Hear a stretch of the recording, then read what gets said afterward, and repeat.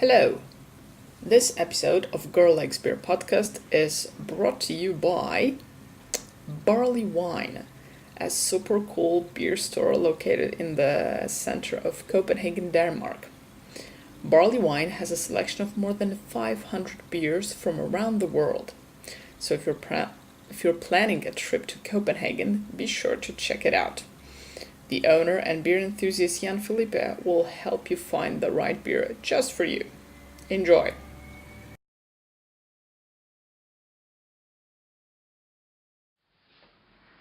Hello and welcome to Girl Likes Beer podcast, irregular beer reviews brought to you by Girl Likes Beer. We are in Warsaw, Poland, and this is episode 44. One more to go, I'm reminding you. Let me not start with what the beer I'm gonna review today, but with something else. It's incredibly cold outside. You would not believe.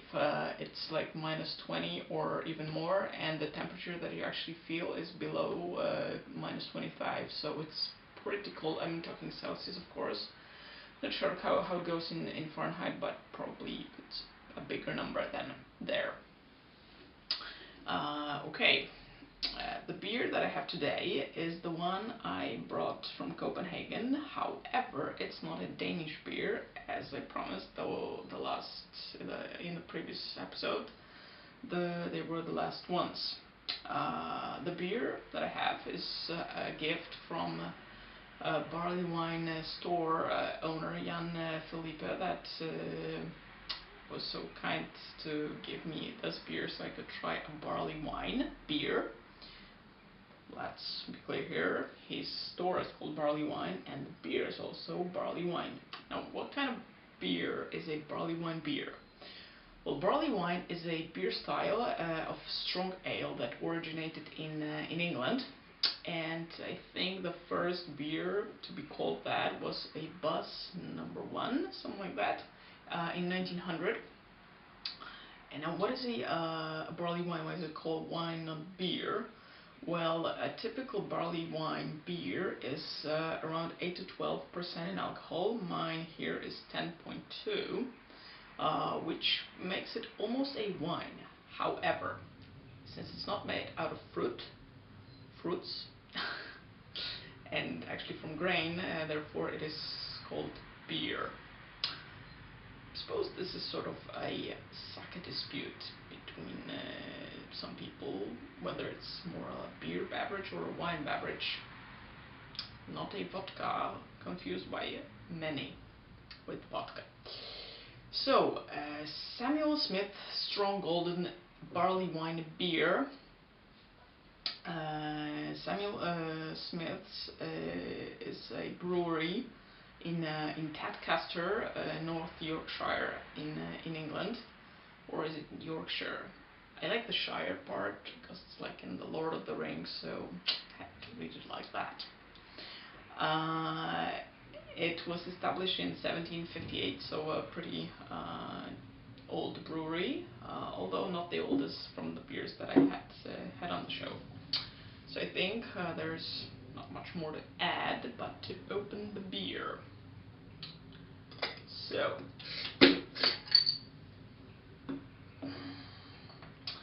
quite intrigued by the beer because I never had a barley wine and I'm not really sure what to expect, except that it's probably going to be strong.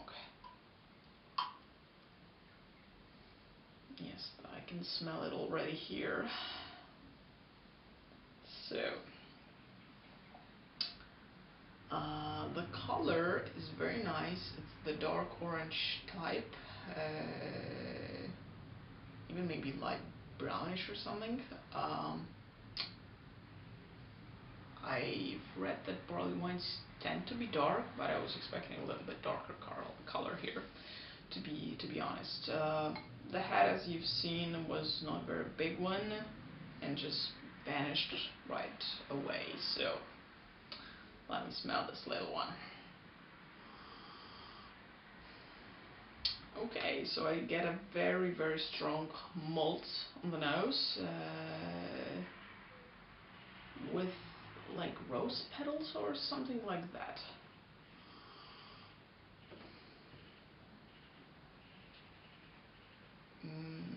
Yes, little, tiny, tiny rows. But overall, it's huge malt. It's an ale smell. Well, an ale smell, as I once said before. Okay, so let's have a sip.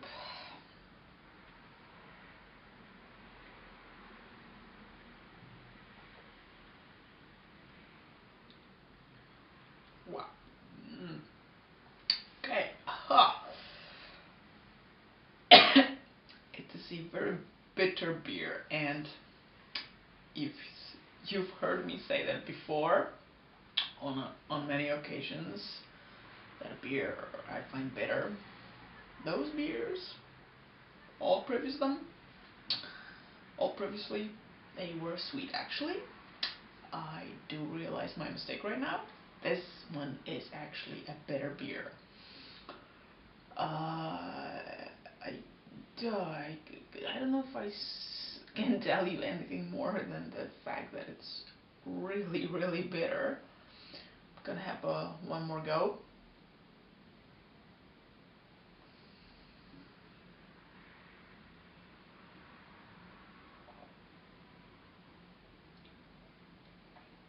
Oh, yeah. Okay, so, oh my god, it's strong. Okay, so what I'm getting here is the very strong alcohol component, which is like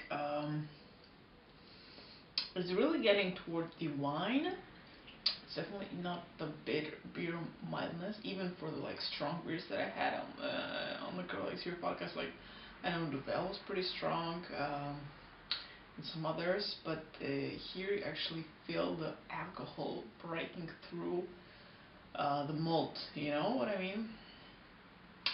There is some malt definitely here as well, but all in all, it's all bitter. Like I would expect a strong beer, and what's normally commercially done to beers, it's that they're sweetened when the alcohol is very high. But here, it's not done, so it's very interesting in taste, but it's a little bit too strong for me. I mean, I don't mean really the alcohol, but the taste is like overall very, very hot. Uh, I guess that's why the bottle is so small, because definitely it's not a beer that you can pound. I believe the word is that I'm looking for.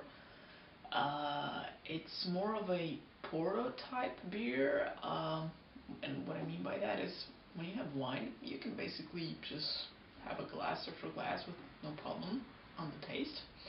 But for me, when you have a port wine, you can't really have a glass after glass because it has this certain hotness and spiciness that for me is disqualifying this as a beer just to have glass after glass.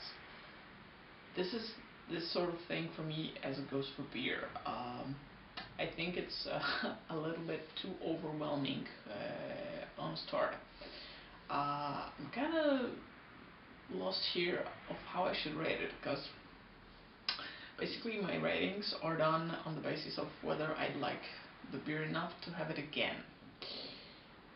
Well, this beer I'll probably will not voluntarily have again because it's a little bit too much for me, but I would not say that it is a bad beer, okay? Because it has a distinctive taste.